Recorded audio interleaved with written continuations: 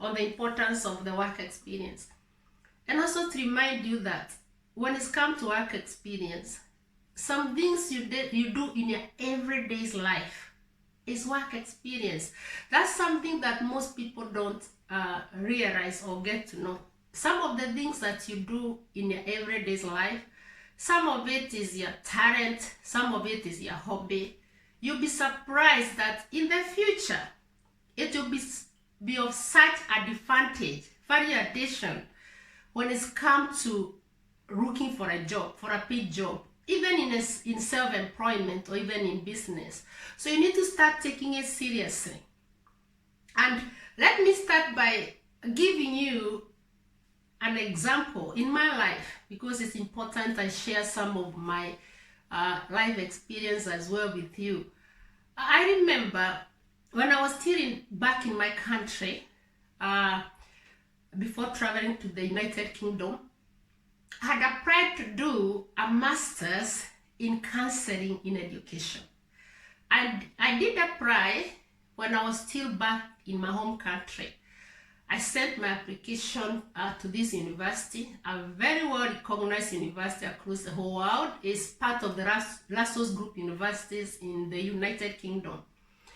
And I did apply, had submitted everything that was required, including references and everything. And then the university got back to me and told me that we received the application. Unfortunately, we don't offer that degree program, the master's program, to overseas students.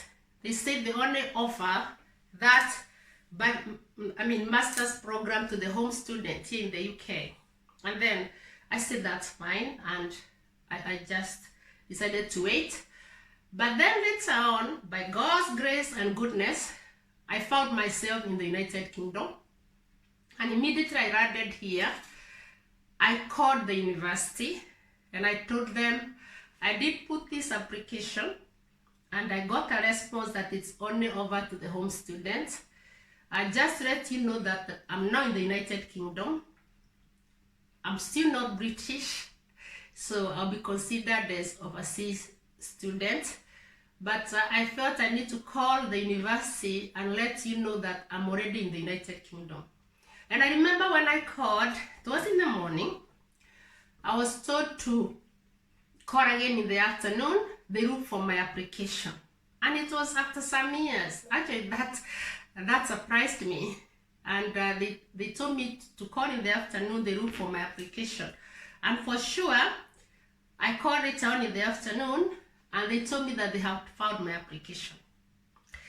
And then they asked me whether I'm able to go to university and have a chat with the professor in charge, and then we see how to move on. And for sure, I was booked the following day, and I went and I met the lecturer. And remember that the master's program that I had applied for was in counseling in education. Of course, back home, I was a teacher. I had a bachelor's in education. But when I met the lecturer, the first thing she asked me was, what is it that you have done in life to help people? And I'm a teacher. I had taught for a number of years, so I have taught a lot of kids, a lot of students. But I remember going back to my childhood. And I told the lecturer that when I was growing up, I had this desire to help the elderly people, the old people in my village. Because most of the people, when I was growing up, we used to cook using firewood. So the coffee, for those of you who understand it, when the coffee is pruned, the branches, the stem, we mainly used to cook with that. So I had the habit, for one reason or the other, of identifying the elderly people in our village. And whenever I came from school, I would go to a coffee farm, plantation, and pick some of the dried branches, the small stems I would be able to carry when the coffee was pruned. And then I would go taking it to the elderly people in the village for firewood, just supporting them with firewood. At times, actually, I would come from school and find my own mom has corrected some of the stems, the ones that were not too heavy for me to carry, tied them, and then I would take them to the elderly people in our village. And at times when the coffee is pruned, my mom would help me take to the elderly people the firewood. We carry it on our back. And again, when I was growing up, most of the people didn't have tapped water in our homes, in the homes. So most people used to fetch water from the river. I'm brought up in a village. I'm a village girl. I was brought up deep in the village. And I used to take water to these elderly people, carrying a jerry can. I would come, fetch water from our home, and then in jerry can take to the elderly people. And I used to do that with a lot of passion. I liked it. Whenever I helped the elderly people and they were happy, that gave me joy. And I did it like from primary school.